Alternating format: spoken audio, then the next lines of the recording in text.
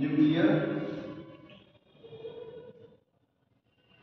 Take off India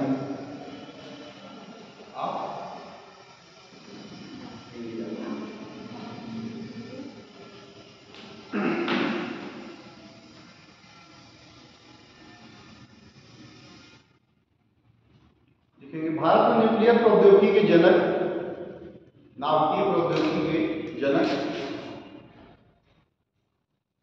doctor Homi Jehangir Bhabha, doctor Homi Jehangir Bhabha, Homi Jehangir Bhabha.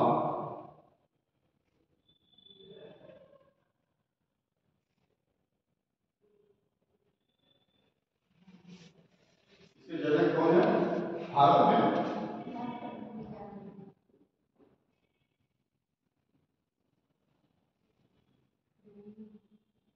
Homi Jehangir Bhabha. एक चीज और है, साइंस को आप जो है साइंस के तरीके से मत पढ़िएगा, तो साइंस एंड टेक्नोलॉजी को विशेष रूप से, साइंस टेक्नोलॉजी को आपको विशेष रूप से उस पर्सपेक्टिव में पढ़ना पड़ेगा कि इस भारत के पर्सपेक्टिव में, क्योंकि टेक्नोलॉजी का जो विकास हुआ है कि कई इसमें पॉलिसियां हैं, इसमें फॉरेन पॉलिसी का भी है इंक्लूजन, इसमें मतलब इंटरनल जो पॉलिसी है, बहुत सारी पॉलिसी के तहत ये सारे काम हुए हैं। जैसे बहुत सारे जो युद्ध हुए हैं उसमें भी एक पॉलिसी के तहत युद्ध भी हुए हैं। आर्मामेंट्स जितने भी हैं, आर्मामेंट्स मतलब आपके जितने आयुध से संबंधित जितनी सामग्री है वो भी एक पॉलिसी के तहत। एक शब्द आप लोगों ने सुना होगा डिटरेंस, डिटरेंस जिसको भयादोहन कहते हैं, डिटरेंस, डिटरेंस जो है इसको भयादोहन कहते हैं। भयादोहन वह है कि तृतीय विश्व में, सेकंड तो खत्म हो गया, सेकंड तृतीय विश्व ही कहा जाए, युद्ध नहीं, तृतीय विश्व। अब हम किसमें हैं? थर्ड वर्ल्ड में हम लोग। थर्ड वर्ल्ड में इसलिए इसको नाम दिया गया है कि थर्ड वर्ल्ड मतलब दो जन्म हो चुके हैं विश्व के, first world war, second world war. मतलब ऐसी भयावह जो स्थितियां रही हैं वर्ल्ड वॉर के समय में, उसके बाद तो यही कहा जाएगा ना कि पुनर्जन्म होगा इस विश्व का। कितने करोड़ों लोग मारे गए उसमें। जापान में नागासाकी की स्थिति आप देखिए तो वहां पे आज भी उन जो मतलब जो भी इस टाइप के जो वहां तत्वों का जो वो रहा है, जो बम गिराए गए हैं, उनका आज भी इतना इफेक्ट है कि लोग वहां पे लूले लंगड़े इस तरह से जो है दिव्यांग पैदा हो रहे हैं वहां पे। दूसरी चीज कि उनके ऊपर जो उसकी वह है रेडिएशन का जो है बड़ा विपरीत, बहुत घातक प्रभाव हो गया, अभी आज भी पड़ रहा है। और ऐसी स्थिति में धीरे धीरे, जैसे जापान में एक चेरनोबिल परमाणु हादसा हुआ था, वो भी एक बड़ा कारण है। चेरनोबिल जो एटॉमिक जो वहां पे हुआ था एक्सीडेंट, कब हुआ था भाई किसी को याद है कि नहीं याद है? सुने नहीं? चेरनोबिल परमाणु आपदा आई थी जापान में, रिसाव कहीं से, रिसाव जो न्यूक्लियर से रिलेटेड कहीं से कोई ऐसी जो नहीं, वो तो दूसरा है। मिथाइल आइसोसाइनाइड जो हुआ था वो वहाँ आपके इसमें मध्य प्रदेश के भोपाल शहर में। मिथाइल आइसोसाइनाइड एक अमेरिका की एक कंपनी हुआ करती थी जो कि दवा बनाने वाली, जो कीटनाशक यही होता है खेतों में, उस टाइप की दवा बनाने वाली कंपनी थी वहाँ। और उसमें जो है सिर्फ लापरवाही से, कुछ विशेष कर्मचारियों की लापरवाही से इस तरह की गैस का रिसाव हुआ, जिससे वहां पे हजारों लोग मारे गए। उस कंपनी के आतंकवाद की जितने भी एटमॉस्फेरिक जो वहां पे रिसाव हुआ, लोगों का दम घुटने की वजह से लोग मर गए वहां। तो वो तो चीज अलग है। यहाँ चेरनोबिल परमाणु हादसा हुआ, और इसके अलावा जो है जितने भी इनके जो परमाणु रिएक्टर्स जितने हैं और तमाम सारी चीजें हैं जो भी प्रत्येक देशों के, वो बड़े ही सुरक्षित तरीके से रखे जा रहे हैं। बड़ा ही उनका स्पेशल जो है वहां पे एक जोन बनाया गया है कि यहाँ पे शत्रु देश के लोग पता चला अटैक कर देंगे तो वो बम ब्लास्ट हो जाएगा उस जगह पे, भयंकर उन्हीं के लिए कहते हैं ना भस्मासुर जैसा ही स्थिति बन जाएगा।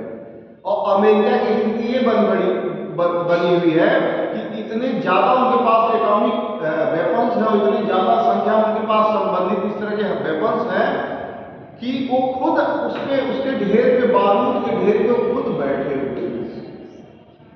अभी देखिए, मैं जिक्र उस दिन कर रहा था कि दक्षिण नॉर्थ कोरिया के पास कहीं से सबसे लास्ट स्थिति नॉर्थ कोरिया के पास उसके पास आया क्या, न्यूक्लियर जो हुआ है, मतलब पूरा वेपन, उसके बल पे वो अमेरिका जैसे कोई छोटा सा देश जो अमेरिका जैसे महाशक्ति को धमका रहा है। क्यों? क्योंकि वो आउट ऑफ कंट्रोल है, वो अपने आप में तानाशाह है। उसको मालूम है कि यदि हमको किसी ने आ दिया, ये भी एक प्रकार का क्या है, भयादोहन डिटरेंस के अंतर्गत आता है। यदि आपसे पूछ लिया जाए कि भयादोहन क्या है, डिटरेंस क्या है, तो भयादोहन किसी तरह से भयादोहन पैदा किया जाता है, उत्पन्न किया जाता है। भयादोहन किस तरह से, जैसे बैलेंस ऑफ पावर। देखिए, भयादोहन को मैंने जिक्र किया, तो आगे तो चल ही जाना चाहिए, बहुत इंपॉर्टेंट चीज है। भयादोहन जो है इस तरह से उत्पन्न किया जाता है, डिटरेंस के जो कुछ फैक्टर्स हैं किस तरह से हैं। डिटरेंस जो है जैसे अपने प्रौद्योगिकी शक्ति का विकास कर रही है। और एक चीज और है कि जिन कंट्रीज के पास, जिनके मैंने नाम आप लोगों को बताए थे जितने, यहाँ तक कि नॉर्थ कोरिया तक या इजराइल तक 1971 के आसपास में उसने क्या किया था, विकसित कर लिया था। लेकिन किसी को उसका भनक तक नहीं था कि उसने भी इस मामले में अपने आप को विकसित कर लिया अपने हथियार को। और ऐसे ही इन कंट्रीज को ही वास्तव में इस वर्ल्ड में एक स्थान मिला हुआ है, जिनके पास न्यूक्लियर वेपन्स हैं, जिनके पास उन्हीं को वास्तव में ये माना जा सकता है कि महाशक्तियां, या इनका ही वर्ल्ड में, पूरे विश्व में इन्हीं देशों का एक अस्तित्व है। बाकी जिनके पास ये शक्ति संपन्न जो नहीं है, जो राष्ट्र, उनको ये माना जा सकता है कि बिल्कुल निर्जीव की श्रेणी में, क्योंकि उनके पास कुछ भी नहीं है, वो कुछ नहीं कर सकते। नाटो का आपने नाम सुना है, North Atlantic Treaty Organization, NATO जो है अमेरिका और अटलांटिक जो वो है उसके कंट्रीज, सभी नाटो का यह है जो एक ध्येय क्या है इनके एग्रीमेंट के तहत कि नाटो के जितने सदस्य देश हैं, कितने हैं भाई, लास्ट में कौन था, बेल्जियम। कौन था लास्ट का जो सदस्य नाटो का जो था? अभी जब ये बनने की दिशा में था तो कौन, जिसके ऊपर रसिया ने हमला किया, ये सब चीजें आपको पता होना चाहिए। यूक्रेन भी चाह रहा था कि हम भी नाटो के सदस्य बन जाएं। रसिया ने कहा कि तुम हमारे ही पार्ट हो।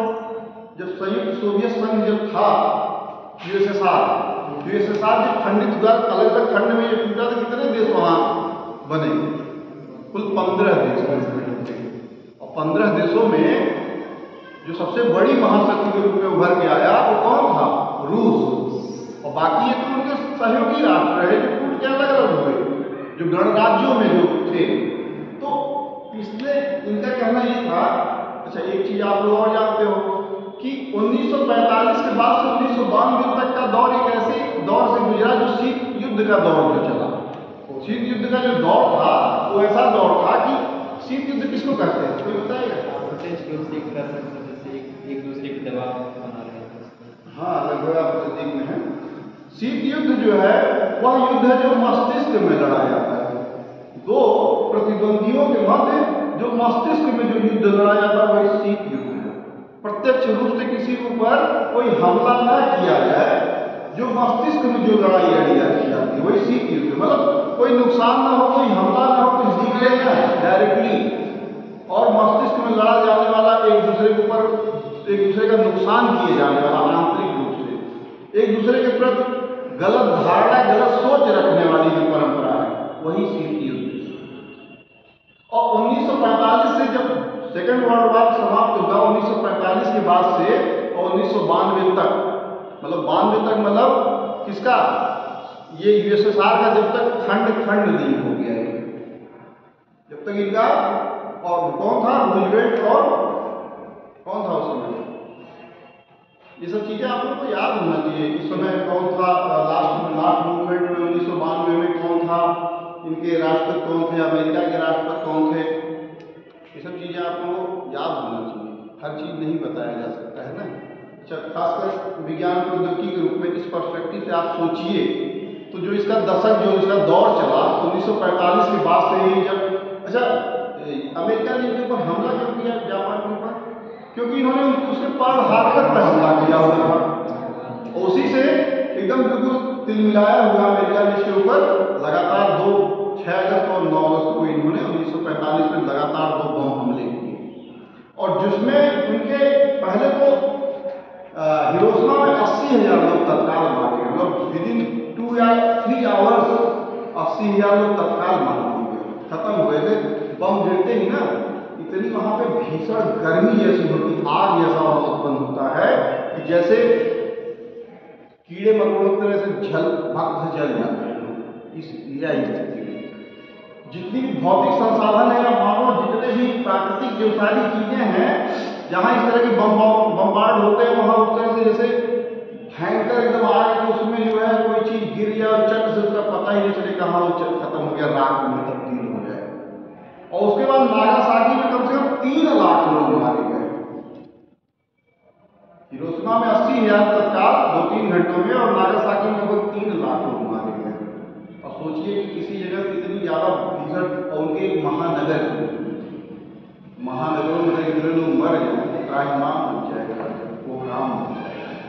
उसके बाद जापान ने अंत में सरेंडर कर दिया, और सरेंडर करने के बाद फिर आप जानते हैं कि ये सारी चीज़ें खत्म हुई, किसी तरह से सरेंडर किया, खत्म हुई।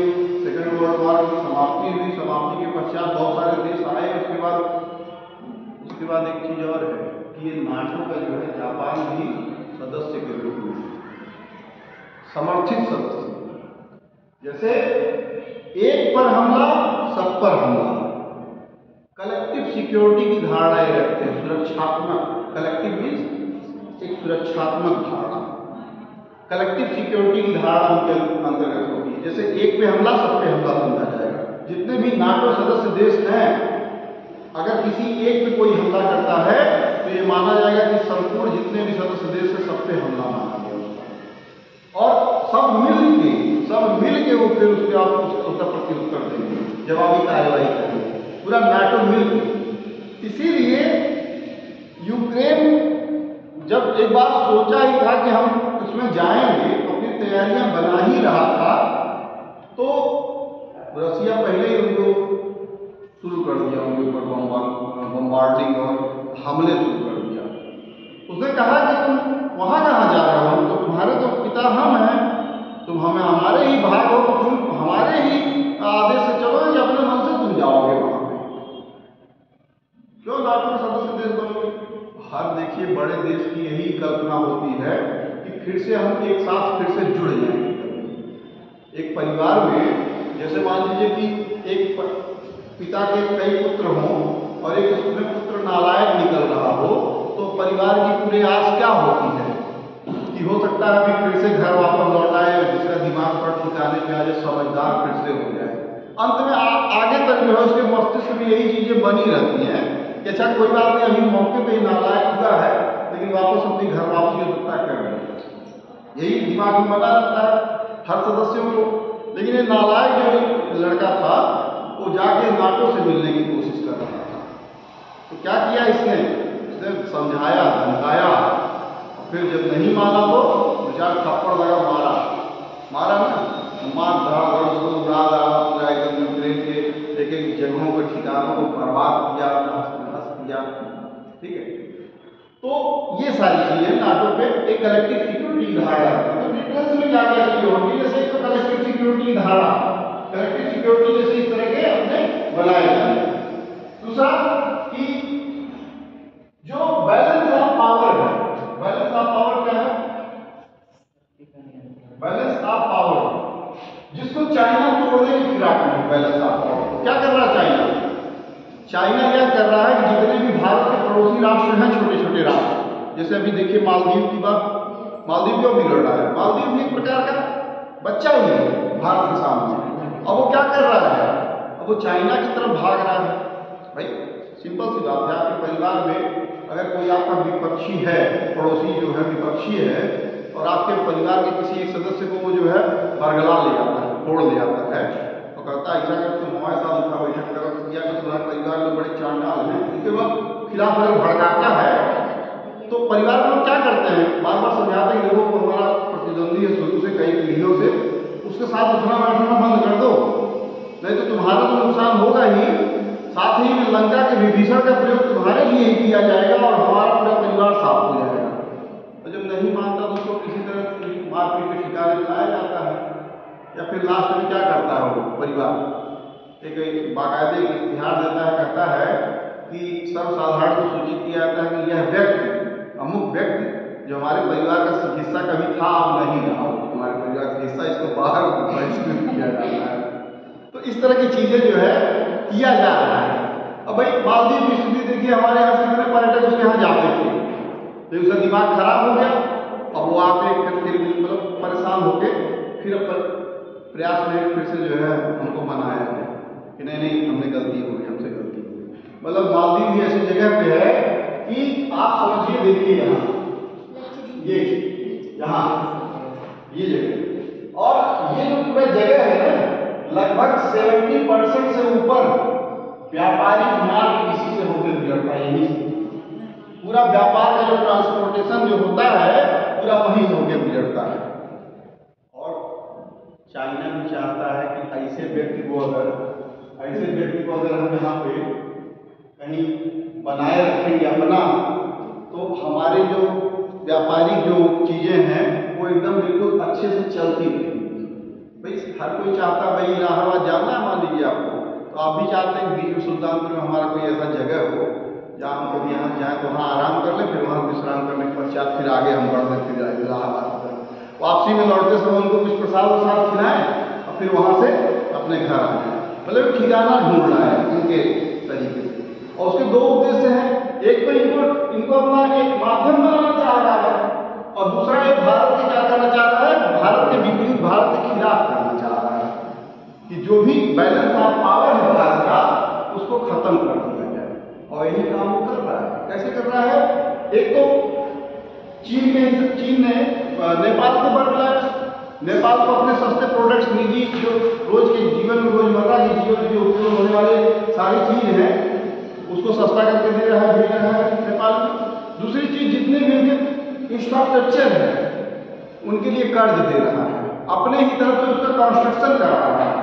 मतलब नेपाल को पूर्ण रूप में क्या कर रहा है, अपने ऊपर पूरी तरह से डिपेंड कर रहा है, और यह बताना चाह रहा है उनको नेपाल को कि देखो भारत से अच्छे हिमायती हम तुम्हारे लिए, अतः हमारे बताए हुए तरीकों से तुम काम करो।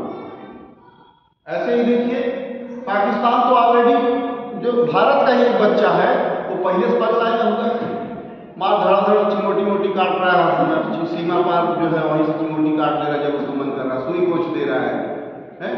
वही बिगड़ा बच्चा जो अपने पिता को आगे बगल में चिमोटी काट रहा है, कोच रहा है, अब पिता क्या करेगा? मतलब थप्पड़ मार के धोया मार थोड़ी डालेगा, वही काम कर रहा है। भारत में सोच रहे भाई अपना ही बच्चा है, छोड़ो जाने दो, तो उसको भारत जब चाहता तो हमला करके उसको खत्म कर देता है, लेकिन नहीं, एक अपना बच्चा के रूप में है। अच्छा, उसको जो है मैंने आपको बताया था ना कि वो भी आईटी में आगे है, वो बच्चा जो है कौन से आईटी में, इंटरनेशनल टेररिज्म में आगे है। मतलब पिता अगर कहीं आईटी में इंफॉर्मेशन टेक्नोलॉजी में आगे है भारत जैसा देश, तो पाकिस्तान इसमें आगे है, इंटरनेशनल टेररिज्म में आगे है। मतलब अब क्या करें, भारत मार थप्पड़ उसको सही कर रहा है, मोदी जैसे लोग उतर जा रहे हैं डायरेक्ट उसके बिना बताए, बिना किसी उसके उतर जा रहे हैं।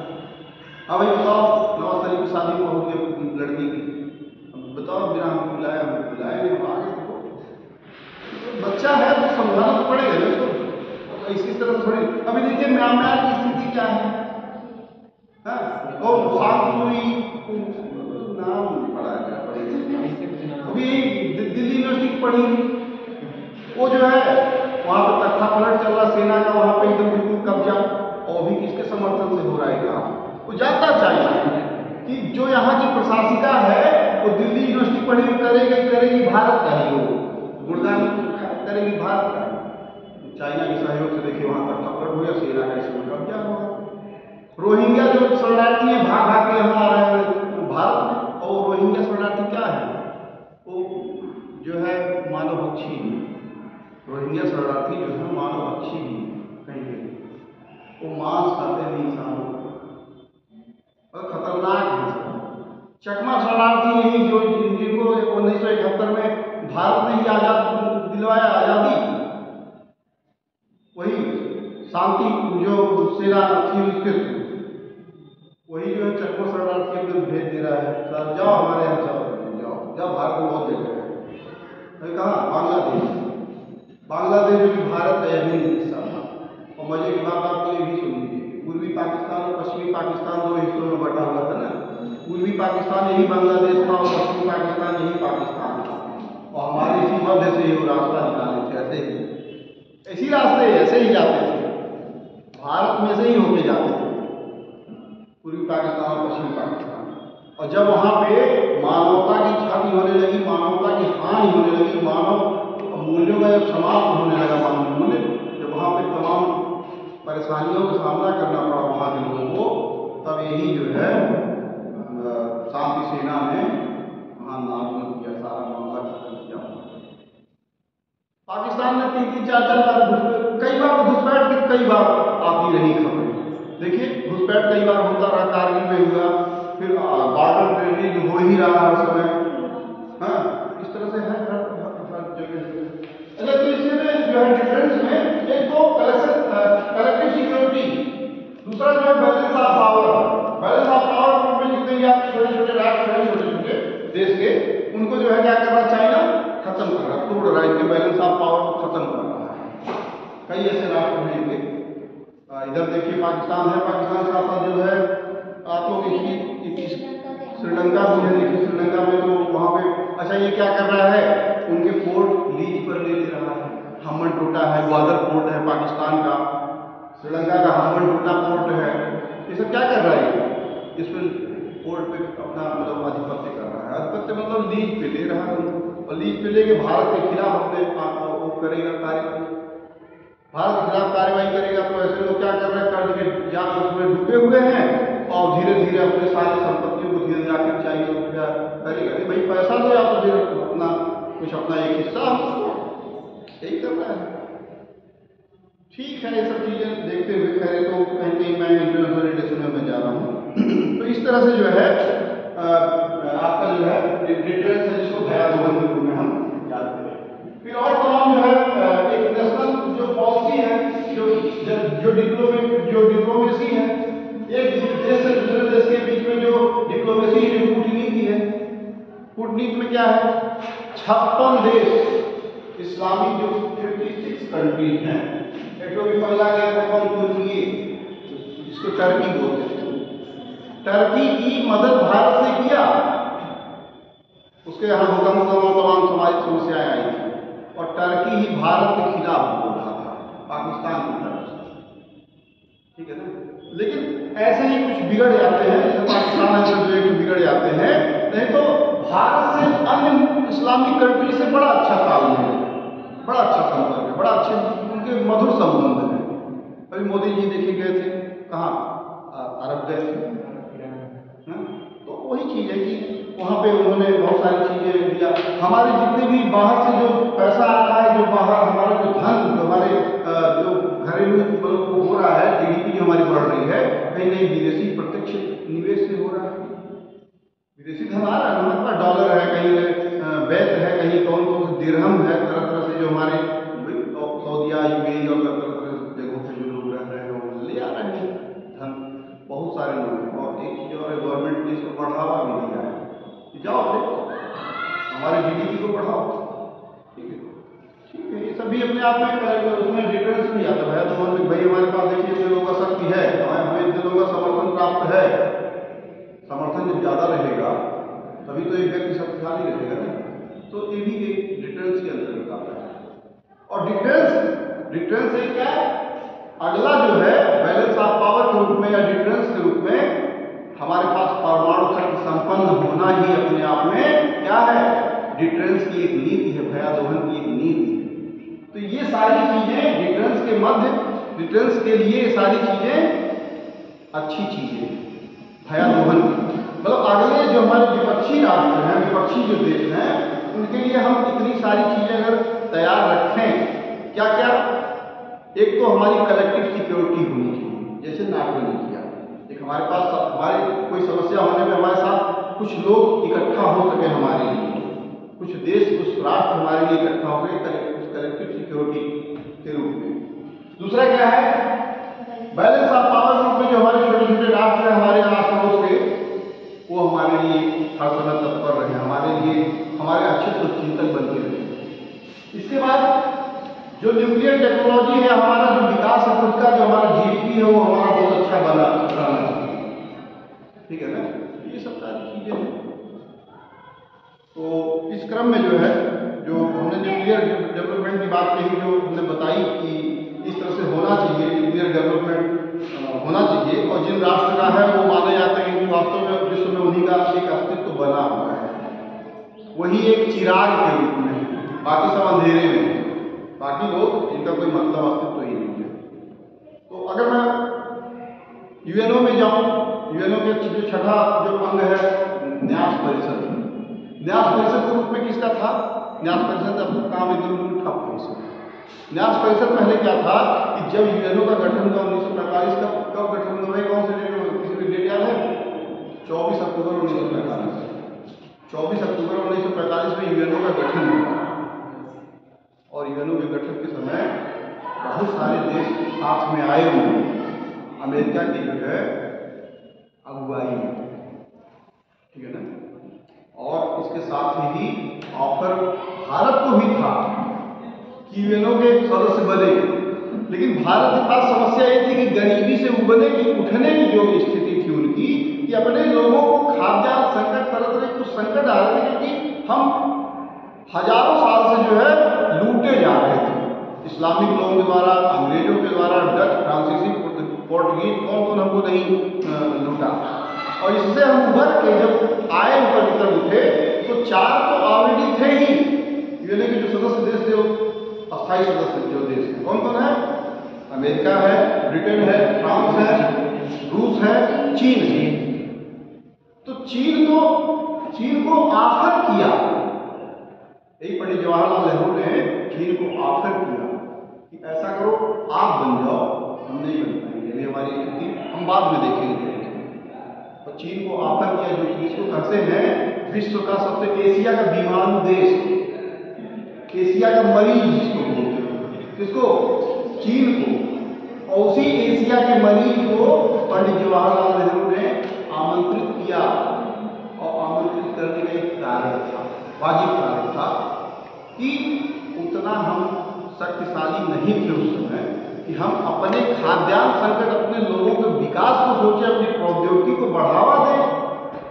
हमारे पास भाई वहाँ पे फंड भी तो देना पड़ेगा, किसी सदस्यता को लेने के लिए आप वहाँ कुछ अपनी धनराशि जमा करके तभी तो सदस्यता लेंगे, कुछ अपने आप वहाँ पे अपनी पार्टिसिपेशन दिखाएंगे, कुछ देंगे तब तो।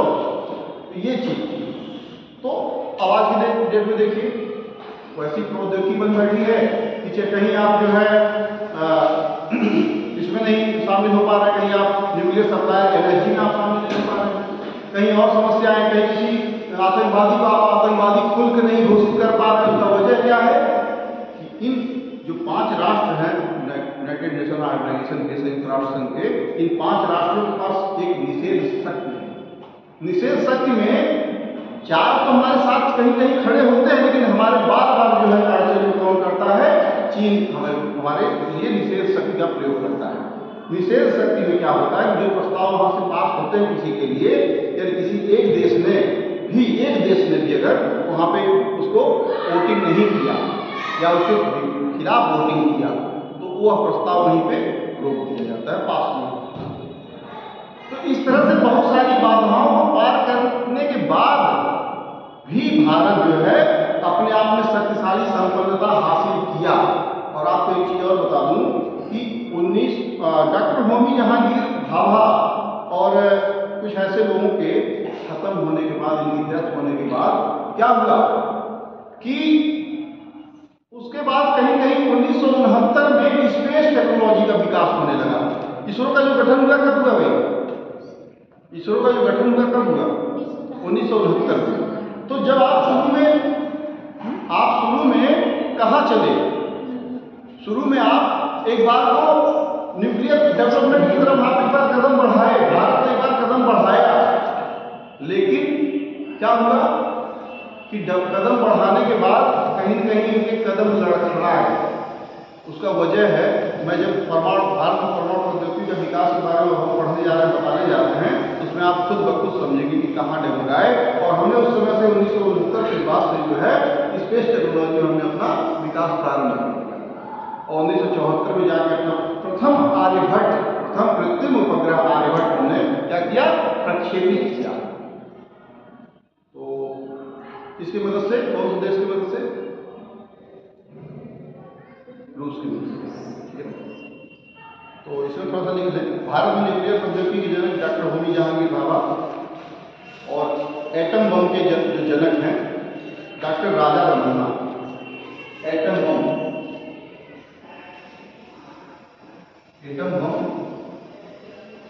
डॉक्टर राजा रमन्ना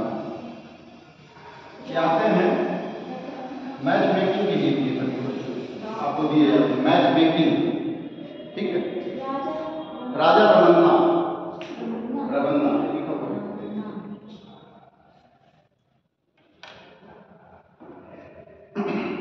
1940 को आधुनिक विज्ञान और प्रौद्योगिकी का दशक कहते हैं। 1940 का जो दशक है, 1940 का जो दशक है वो आधुनिक विज्ञान और प्रौद्योगिकी का दशक कहलाता है। आधुनिक विज्ञान और प्रौद्योगिकी का दशक कहलाता है।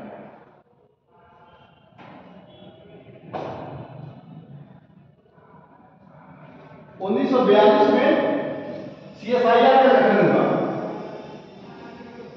CSIR का गठन हुआ। CSIR क्या है? Council of scientific and industrial research. Council of scientific and industrial research लिख दें क्या? Council of scientific and industrial research.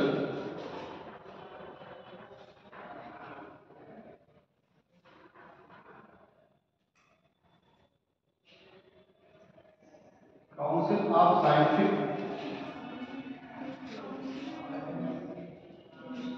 And industrial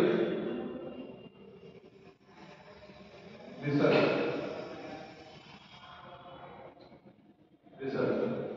CSIR का गठन कब हुआ? 1942 में। इसको कहते हैं वैज्ञानिक एवं औद्योगिक अनुसंधान परिषद, हिंदी में भी जाने इसको वैज्ञानिक एवं औद्योगिक अनुसंधान परिषद।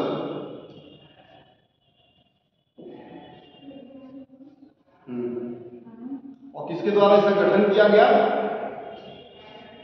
डॉक्टर शांति स्वरूप भटनागर के द्वारा। डॉक्टर शांति स्वरूप भटनागर के द्वारा।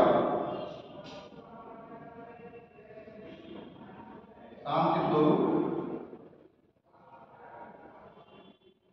भटनागर के द्वारा।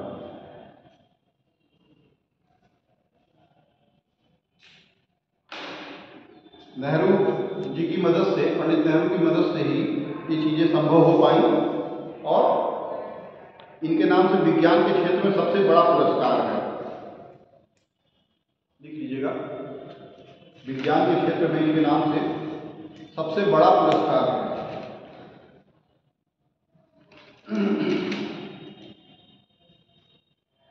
और यहीं से मॉडर्न साइंस एंड टेक्नोलॉजी की नींव रखी गई।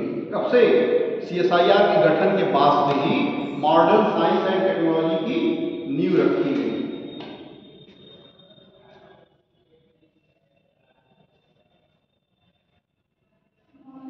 मॉडर्न साइंस एंड टेक्नोलॉजी की, आधुनिक विज्ञान और प्रौद्योगिकी का जो नींव रखा गया, यहीं से CSIR के गठन के पश्चात थी।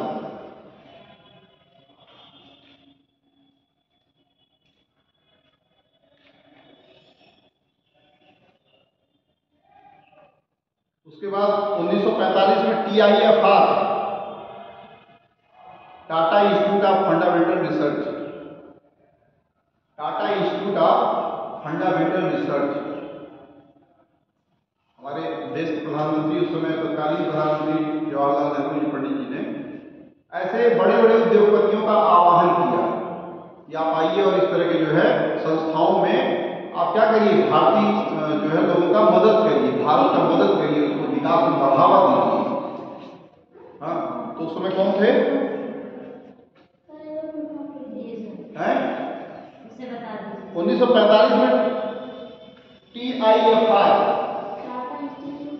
Tata institute of fundamental research,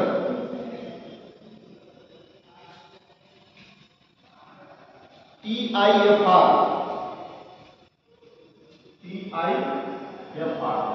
Tata institute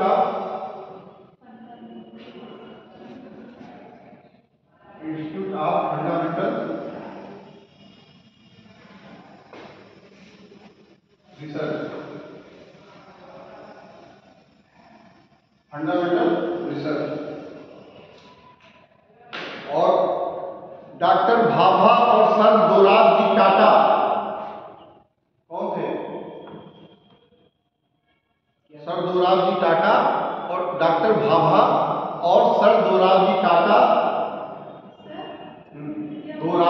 Dorabji Tata, इन्हीं के जो टाटा हैं, इन्हीं के बाबा लगते थे, बाबा, ग्रैंडफादर, सर दोराबजी टाटा।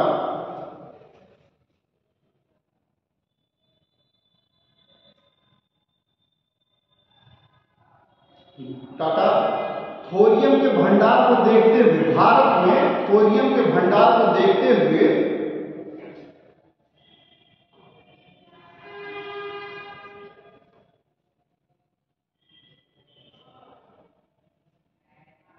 भाभा व टाटा की एक रणनीति तैयार की गई।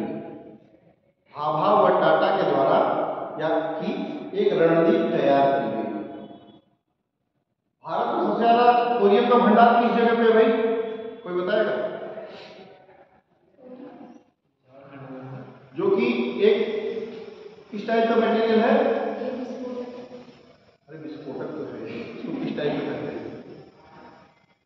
यूरेनियम मटेरियल से किस टाइप? रेडियो एक्टिव तत्व है एक प्रकार से। इसमें यूरेनियम 92 जो है ये थोड़ा सा महाशक्तिशाली पदार्थ के रूप में है, इसमें रेडियो एक्टिविटी एलिमेंट्स हैं, रेडियो एक्टिव एलिमेंट्स हैं। जबकि थोरियम जो है ये थोड़ा सा मिश्रित रूप से पाया जाता है, इसमें बहुत सारे मतलब एलिमेंट्स, मतलब खराब टाइप के सब्सटेंसेस इसमें पाए जाते हैं, लेकिन इसमें भी है, काम भर के इसमें भी है। अब मैं उसकी कहानी में बताता हूँ आपको। Doctor Bhabha plus sir Dorabji Tata, इसमें क्या किया, इन्होंने थोरियम के भंडार को देखते हुए इन्होंने दोनों ने अपने रणनीति तैयार की। भारत में इतनी सारी संख्या में थोरियम है भंडार, तो हम इसका उपयोग कहीं नहीं करें। और एक चीज और है, जादूगोड़ा और झारखंड में थोरियम के पूरे भंडार पाए जाते हैं। जादूगोड़ा और झारखंड में, तो वही पूरा एरिया थोरियम के भंडार पाए जाते हैं। इसके बाद नोट करेंगे 1948, 1948 में परमाणु ऊर्जा आयोग AEC, परमाणु ऊर्जा आयोग का गठन किया गया।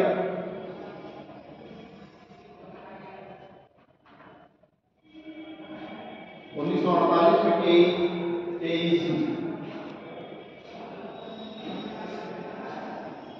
AEC, एटॉमिक एनर्जी कमीशन,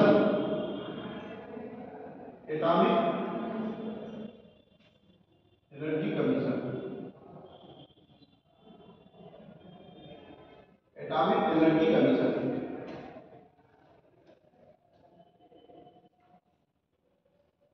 और first chairman of AEC doctor Bhabha थे, doctor Homi Jehangir Bhabha first chairman of atomic energy commission.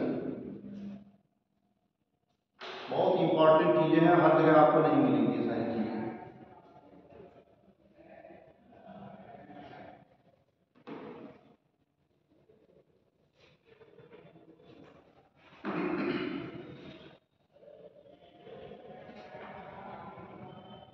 उसके बाद है 1954 में DAE परमाणु ऊर्जा विभाग, 1954 में परमाणु ऊर्जा विभाग,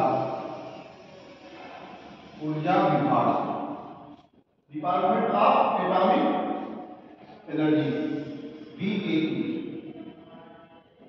परमाणु ऊर्जा विभाग, DAE department of atomic energy 1954 में।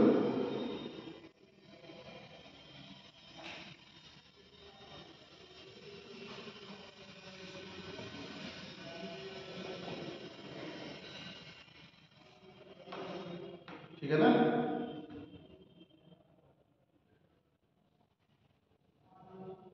और जैसा कि आप लोग जानते हैं कि स्वतंत्र भारत की जो प्रथम तकनीक आई वो कौन सी तकनीक थी? एटॉमिक एनर्जी टेक्नोलॉजी की थी। ठीक है ना। और इसके साथ ही 1960 के दशक में न्यूक्लियर रिएक्टर को स्थापित किया गया। 1960 में न्यूक्लियर रिएक्टर,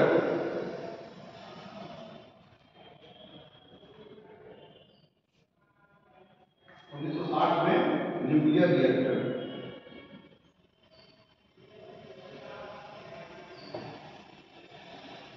जिसको कहते हैं परमाणु भट्ठी, परमाणु भट्ठी।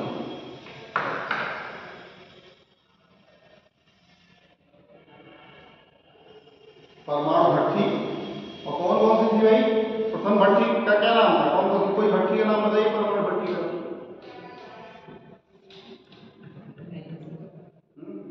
अप्सरा, कामिनी, दी आर एटॉमिक रिएक्टर नेम, अप्सरा, कामिनी।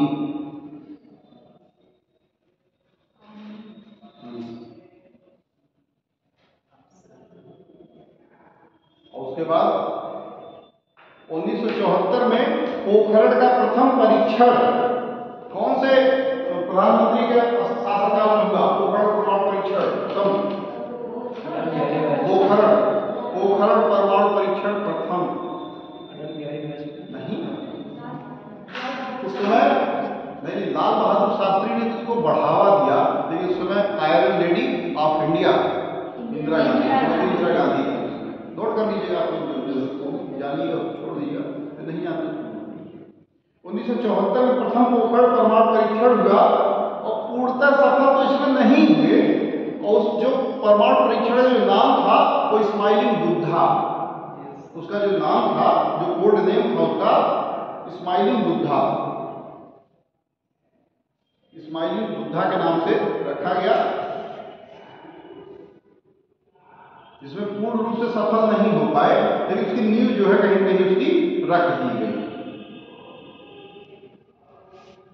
और 1987 में, उसके बाद देखिए 1987 में NPCIL, 1987 में NPCIL, ये क्या है? NPCIL का गठन किया गया। क्या है? Nuclear power corporation of India limited, NPCIL, nuclear power corporation of India limited, nuclear power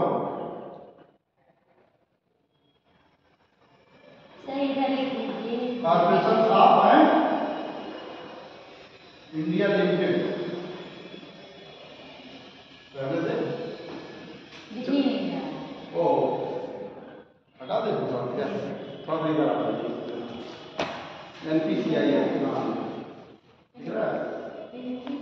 nuclear power corporation of India limited, अब दिख रहा है।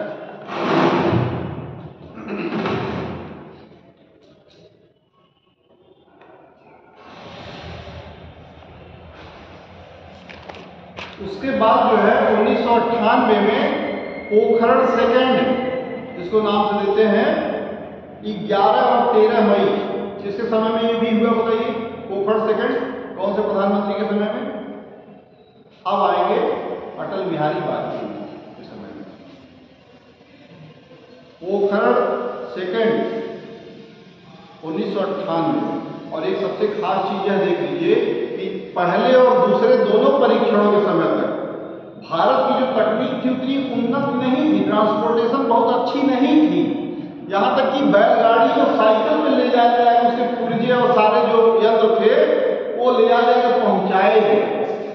और मजे की बात एक और मैं बता देता हूँ कि जो इनके ऊपर बहुत सारी संधियां लगी थी, एनपीटी, सीटीबीटी, ठीक है ना, ये सभी क्या है? Nuclear proliferation treaty. इन सब के तहत वो फिर उसके बाद आंशिक रूप से आंशिक निषेध संधि, ये जो थी पीटीबीटी थी, partial test ban treaty, PTBT, CTBT, NPT, इन तीनों को आपको जानना जरूरी है। 1968 से ही एनपीटी लागू कर दिया। और एनपीटी लागू करने में क्या मतलब रहा? न्यूक्लियर नॉन प्रोलिफरेशन ट्रीटी क्या था? निषेध संधि। और कब? जब कुछ विकसित राष्ट्र, जैसे जितने भी राष्ट्र हैं, चाइना तक के, चीन तक के जो राष्ट्र हैं, जो मैंने आपको शुरू में बताया था, अमेरिका से लेकर चीन तक, जब इन्होंने अपने 74 में चीन ने अपना विकास किया परमाणु जो न्यूक्लियर एनर्जी का, उसके पश्चात ही जो है ऐसी एक स्थिति आई कि जब भारत अपनी शुरुआत करना शुरू किया तो इन सब ने 68 में ये सब लेके आए, विश्व के जो समस्त जो विकसित जो राष्ट्र थे इस मामले में, वो लेके आए एनपीटी। और उन्होंने कहा ऐसा है, निषेध संधि लागू कर दिया। मतलब अब ये जो है टेस्ट वगैरह जो है अब नहीं किए जाने। तो जो पूर्णतः क्या था? भेदभाव पूर्ण था।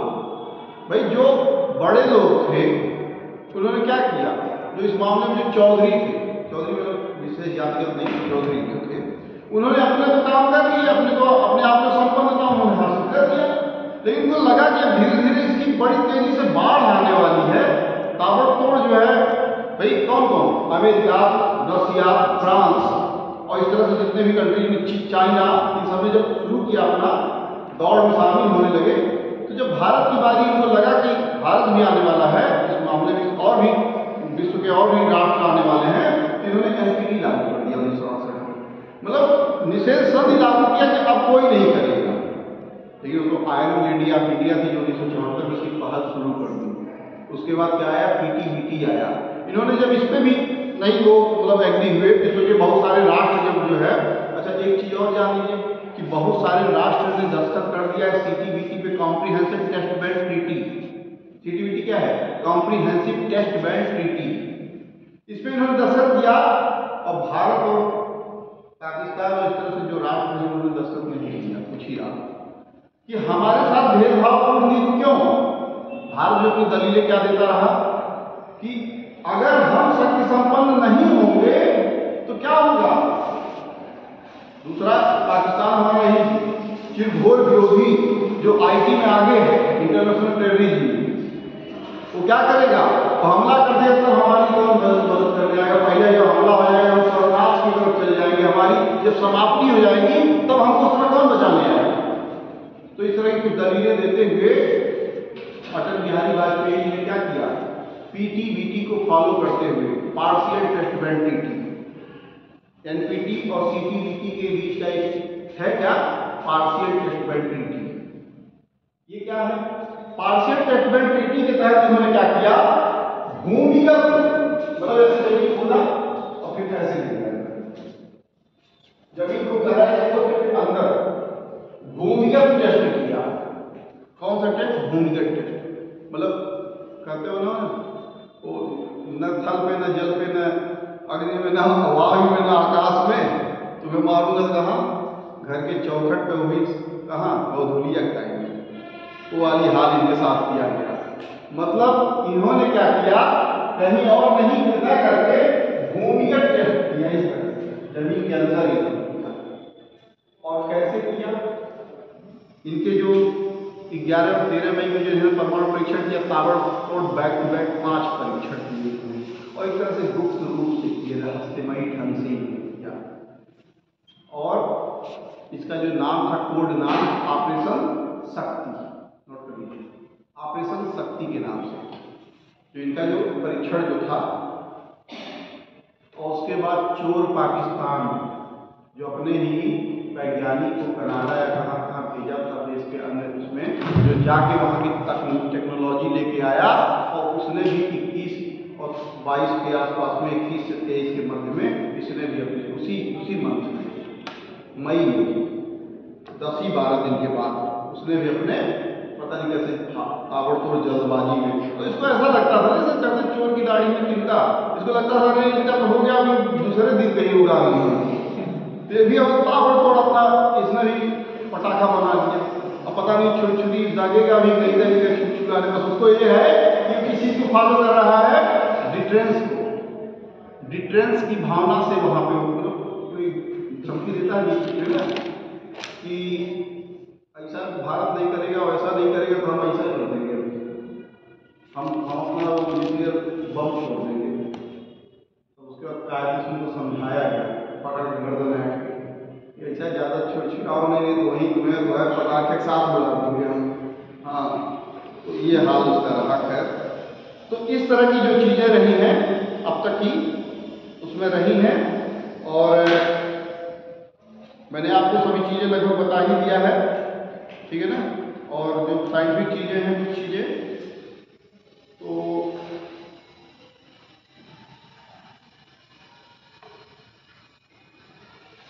अच्छा, आप लोग रिएक्टर के बारे में क्या है? रिएक्टर क्या है? एक प्रकार की भट्ठी। भट्ठी क्या है? जिसमें विखंडन वगैरह हम जो करवाते हैं, न्यूक्लियर जो फिजन जो करवाते हैं, भट्ठी। और उसमें कैडमियम की जो एक रॉड होती है, कैडमियम, और कौन क्या होता है, भारी जल, यहाँ तक कि मृदु जल का भी उपयोग करते हैं। किस काम के लिए? जब मैंने बताया था कि आपको विखंडन में एक भारी नाभिक जब दो नाभिकों में टूटता है तो उसमें से कुछ न्यूट्रॉन और कुछ ऊर्जा उत्सर्जित होती है।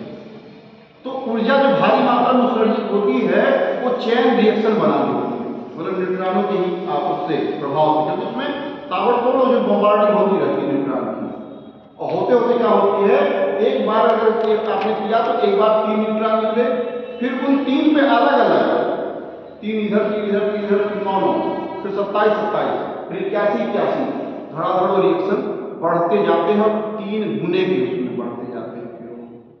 और इस तरह से जब ये तकनीक, जब आपने इस पर अगर मान लीजिए कंट्रोल नहीं किया तो क्या होता है, तो ये भयावह स्थिति बन जाती है। मतलब इस प्रकार से जो तकनीकी का जो इस्तेमाल किया जाता है अनकंट्रोल्ड चेन रिएक्शन में, अनियंत्रित श्रृंखला क्रिया में, वो क्या होता है, बम के रूप में उसका इस्तेमाल होता है। और जब आपने कंट्रोल कर लिया, कैसे, जैसे कैडमियम की रॉड, जैसे भारी जल, उसका प्रवाह फ्लो किया था उसमें रिएक्टर में, जैसे कहते हैं ना आग बहुत ज़्यादा बढ़ गया तो क्या करते, पानी डालिए या कुछ अग्निशामन से कुछ बुझाइए, उसको कंट्रोल करिए। तो वही काम उसमें भी होता है कि मृदु जल, मतलब नॉर्मल पानी का भी उसमें इस्तेमाल किया जाता है। किस लिए?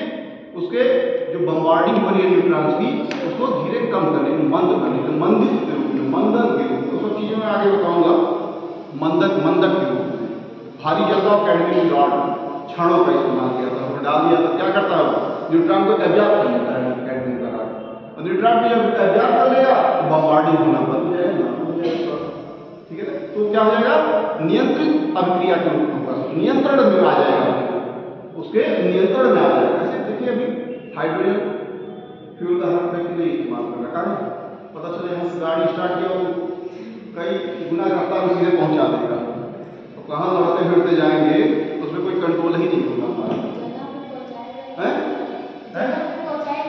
जगह पहुंचाए ना पहुंचाए, डायरेक्ट सीधे उसको पहुंचा देगा। तो मतलब उसमें क्या होता है, एक प्रकार से है, ये तो किसका है, इसका वो है, इसमें फ्यूजन नहीं, इसमें फ्यूजन, लेकिन फ्यूजन भी हाइड्रोजन में क्या है, फ्यूजन संलयन प्रक्रिया होती है, जैसे सूर्य और तारे में होती है। तारा भी, सूर्य क्या है, तारा है, जैसे उसमें होता है।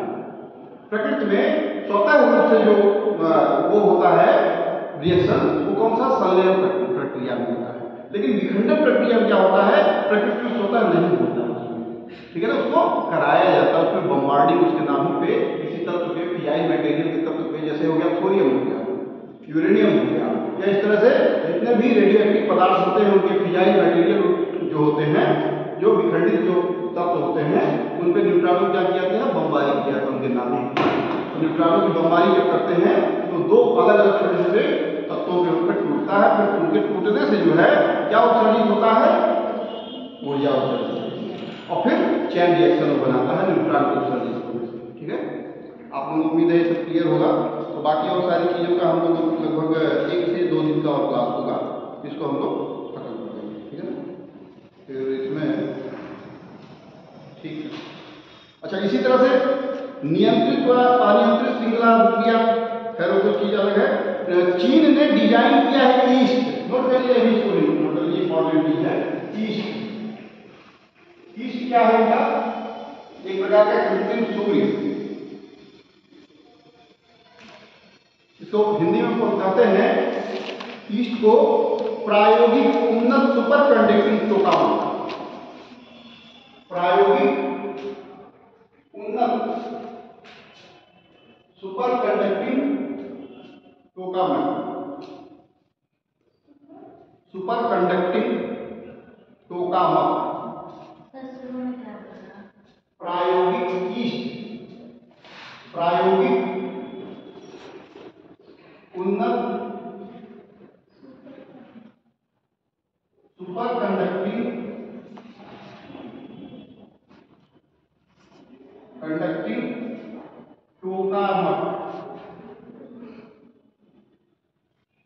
टोकामक, ये क्या टोकामक, सबसे अलग टाइप का है टोकामक, एक प्रकार का सिस्टम है, निकाय है, जिसमें क्या करते हैं हम, संलयन की प्रक्रिया कराते हैं। ठीक है ना, नाभिकों के दो क्या करते हैं, एक मजबूत जो नाभिक होता है उसमें उसको दो अलग अलग जो छोटे छोटे नाभिक होते हैं, दो अलग अलग पदार्थों के, उसको क्या करते हैं, उनके प्रोटॉनों को संलयित करते हैं, एक साथ जोड़ने का प्रयास करते हैं। इसमें संलयन नहीं हुआ ना, कि उनके दोनों के नाभिकों में उपस्थित जो प्रोटॉन है, किसी पदार्थ के परमाणु के जो नाभिक में उपस्थित जो प्रोटॉन है, उसको क्या करते हैं, उनको संलयन जोड़ने का काम, एक साथ लाने का काम करते हैं संलयन प्रक्रिया में। और संलयन करने के पश्चात में वो क्या होता है कि उससे बहुत ऊर्जा मुक्त होती है, ऊर्जा उत्पन्न होती है। तो कहीं न कहीं संलयन की जो प्रक्रिया है उसमें ज्यादा ऊष्मा ऊर्जा निकलती है, किसके अपेक्षा, विखंडन की अपेक्षा, विखंडन की अपेक्षा संलयन में ज्यादा ऊर्जा मुक्त होती है। ये ध्यान रखिएगा इस बात को, विखंडन में कम ऊर्जा होती है लेकिन संलयन में बहुत ज्यादा ऊर्जा मुक्त होती है। हाँ, एक चीज और है, जैसे मान लीजिए, जैसे दो सेतु हैं, दो लोग हैं नाराज है, मान लीजिए कि मौसा जी उधर नाराज हो गए, मामा उधर नाराज हो गए, अब दोनों लोग पकड़ के लाके मिलाने में मेहनत तो करना पड़ेगा, मेहनत करना पड़ेगा। अब मान लीजिए दोनों लोगों के बीच में अगर वो कंफ्यूजन डालना है, मतलब मतभेद डालना है, तो उनके काम में जाकर कर दिए कि आप कोई गरिया है, तो दोनों लोग अलग हो जाएंगे, तो उसमें आसानी है, लेकिन दोनों लोग मना के खींच के लाने में बड़ी मेहनत करना पड़ता है। तो इसी तरह से आप जान लीजिए कि विखंडन में ज्यादा ऊर्जा की जरूरत नहीं होती, बस न्यूट्रॉनों की बमबारी किया, धड़ा धड़ा धड़ा और चैन रिएक्शन बनाना शुरू कर दिए, विखंडित होना शुरू कर दिए। लेकिन संलयन में ज्यादा ऊर्जा की जरूरत होती है, मतलब एक साथ मिलाने के लिए दो अलग अलग नाभिकों के क्या प्रोटॉनों, और जब इसमें मिलाने में जब मजबूती हो, मतलब ज्यादा मेहनत भी करना पड़ता है, उसी हिसाब से दोनों मामा मौसा मिल जाते हैं ना, एक महाशक्ति के रूप में तैयार होते हैं, और फिर क्या होता है, बहुत ज्यादा एनर्जी उसको रिड्यूस करते हैं, रिड्यूस ज्यादा एनर्जी करेंगे अपेक्षा किसके, विखंडन। ध्यान रखिएगा, इसी उदाहरण से याद रखिएगा। तो ये सब चीजें जो है इस तरह से होती रहती हैं। ठीक है, और अल्बर्ट आइंस्टीन की मैंने एक चीज और भी बताया था आपको, संकल्पना E = lambda mc square, delta mc square, Albert Einstein E = delta mc square के सिद्धांत पे, इसमें क्या होता है, ये डेल्टा क्या है, डेल्टा जो देखिए क्या होता है, डेल्टा या उनके जो द्रव्यमान मास है, किसके, दोनों उसके, दोनों अलग अलग नाभिकों, दोनों अलग पदार्थों के, उनके उसमें होने वाला जो परिवर्तन है, भाई सिंपल सी बात है, जब एनर्जी रिड्यूस होगा एनर्जी, तो तो क्या होगा, उसमें परिवर्तन तो आ ही जाएगा ना, कहीं कहीं वो कमी तो आ जाएगी ना, उसमें मास में कमी तो आ जाएगी ना। वही यहाँ पे इसीलिए यहाँ पे क्या करते हैं, डेल्टा का प्रयोग करते हैं। क्या है, एनर्जी में कमी, मतलब मास में कमी आ रही है। तो चलिए ठीक है। अब दोनों कंडीशन में, संलयन में भी और विखंडन में, दोनों में यही फार्मूला लगेगा। कहाँ कि यहाँ पे मास में कमी आ रही, दोनों में कंडीशन में कमी आ रही। ठीक है, तो ठीक है। अब मैं आपको नाभिकीय रिएक्टर वगैरह बताऊंगा कैसे काम करते हैं, थोरियम का कैसे उपयोग करते हैं, यूरेनियम का कैसे उपयोग करते हैं, और भी बहुत सारी इसमें तमाम सामरिक और स्ट्रेटजिक जो तमाम रणनीतियां रही, जो तमाम तरह की जो अभी बातें रही अगले क्लास में उसको बताएंगे। ठीक है ना, और इसमें उम्मीद है कुछ रह जाना है। चलिए ठीक है। तो ये जो मैं बता रहा था, ईस्ट जो है टोकामक, ये क्या है, सुपर कंडक्टिंग जो टोकामक है, सूर्य द्वारा किए गए नाभिकीय संलयन प्रक्रिया समान प्रक्रिया का संचालन करता है। और इसके बाद कौन तैयार कर रहा है, फ्रांस कर रहा है। फ्रांस कई देशों के समर्थन से फ्रांस भी अपना एक ईस्ट तैयार कर रहा है। ईस्ट क्या है, ईस्ट जो है प्रायोगिक उन्नत सुपर कंडक्टिंग टोकामक, मतलब एक प्रकार कृत्रिम सूर्य। जब जरूरत होगी, बहुत ज्यादा दिक्कत होगी, अब सूर्य की जरूरत है, तो सूर्य की उष्मा लेना शुरू कर देगा, और जब नहीं जरूरत है तो उसको नॉर्मल कर देगा। तो चलिए आज के इतना ही, और किसी को कोई कहीं